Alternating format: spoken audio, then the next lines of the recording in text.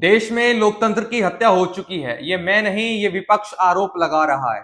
जी हां, इंदौर में जो हुआ उसको लेकर पूरे देश में फिर से एक सवाल बन गया है कि क्या भाजपा के रहते हुए इस देश का लोकतंत्र सुरक्षित है या नहीं। इस पर हम बातचीत करेंगे। नमस्कार, मैं हूं विमल त्यागी और आप देख रहे हैं एबी लाइव न्यूज। आज हम बात करेंगे इंदौर में जो कांग्रेस के जो प्रत्याशी थे, जिन्होंने अपना नामांकन वापस लिया, उसके बाद उन्होंने बीजेपी को ज्वाइन कर लिया।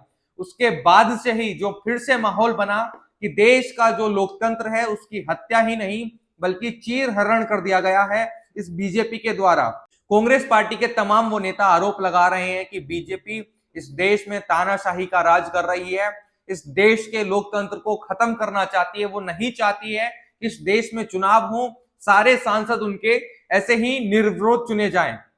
लेकिन हम बात करेंगे कि क्या ये देश में पहली बार हो रहा है, इससे पहले भी क्या ऐसा ही हुआ।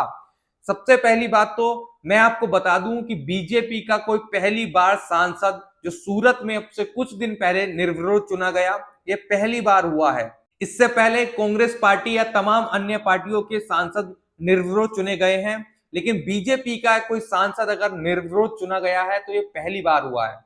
आइए हम बात करते हैं कि क्या इस देश में आज ही लोकतंत्र की हत्या हो रही है, क्या आज ही इस देश में लोकतंत्र का चीर हरण हो रहा है, या इससे पहले भी ये कुछ हो चुका है। सबसे पहले अगर हम बात करें तो अब तक देश में 35 सांसद निर्विरोध चुने गए हैं, जिसमें कांग्रेस पार्टी नंबर 1 पे आती है। यानी कांग्रेस पार्टी के सांसद जो निर्विरोध चुने गए हैं वो नंबर 1 पे हैं। अगर हम बात करें कि कब कब निर्विरोध सांसद चुने गए, कौन से सन में ये सब कुछ हुआ, आइए हम उस पर बात करते हैं। सबसे पहली बार 1951 में निर्विरोध सांसद चुने गए, फिर 1957 में, 1962 में, 1967 में, 1971 में, 1977 में, 1980 में, 1989 में, 2012 में डिंपल यादव जीता जागता उदाहरण है कि कैसे लोकतंत्र की हत्या होती है और डिंपल यादव निर्विरोध सांसद कन्नौज से चुनी जाती है। उपचुनाव होता है, उसमें डिंपल यादव सांसद बन जाती हैं। अगर आपको लगता है कि निर्विरोध सांसद बनना लोकतंत्र की हत्या है तो आपको गलत लगता है। यह भी चुनाव की जो एक प्रक्रिया है उसी का हिस्सा है। अगर कोई प्रत्याशी अपना नामांकन वापस ले लेता है और कोई मौजूदा प्रत्याशी के सामने कोई भी प्रत्याशी नहीं रहता है तो उसको निर्विरोध सांसद चुन लिया जाता है, यह निर्विरोध विधायक चुन लिया जाता है। तो यह भी एक चुनावी प्रक्रिया है, यह भी एक चुनाव का हिस्सा है। आप इसको लोकतंत्र की हत्या बिल्कुल नहीं कह सकते। क्या लोकतंत्र की हत्या सिर्फ यही हो रही है कि यहां पर सांसद बिना किसी चुनाव के चुने जा रहे हैं?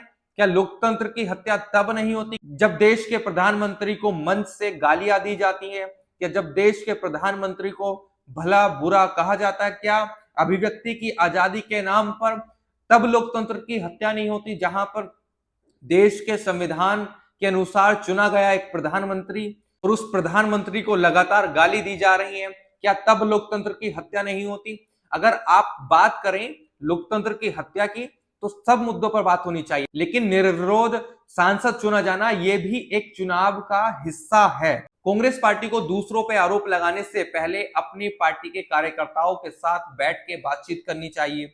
उनसे पूछना चाहिए कि ऐसी क्या वजह रही कि हमारे जो प्रत्याशी हैं, जिनको हमने अपना उम्मीदवार बनाकर जनता से वोट मांगने के लिए भेजा है, ऐसा क्या हो जाता है कि वो अपना नामांकन वापस ले लेते हैं। जहां एक तरफ कांग्रेस पार्टी यह कह रही है कि बीजेपी ईडी सीबीआई का डर दिखाकर हमारे प्रत्याशियों को अपनी पार्टी ज्वाइन करा रही है, वहीं कांग्रेस पार्टी को यह भी समझना चाहिए कि आपका जो नेतृत्व है, कि राहुल गांधी की जो भाषण है, राहुल गांधी की जो स्पीच है, उसको कितना उनके प्रत्याशी हो या उनके कार्यकर्ता उसको डिफेंड करें। कई कार्यकर्ता तो ये भी आरोप लगाते हैं कि हमारी कांग्रेस पार्टी में सुनी नहीं जाती है, इसलिए वो कांग्रेस पार्टी को छोड़कर बीजेपी ज्वाइन कर लेते हैं।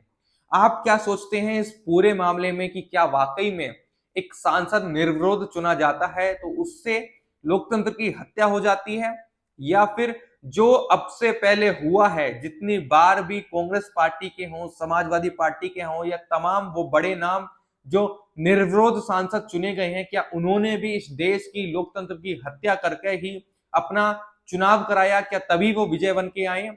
आप इस पर क्या कहना चाहेंगे, वो कमेंट करके जरूर बताइएगा। बहुत बहुत धन्यवाद।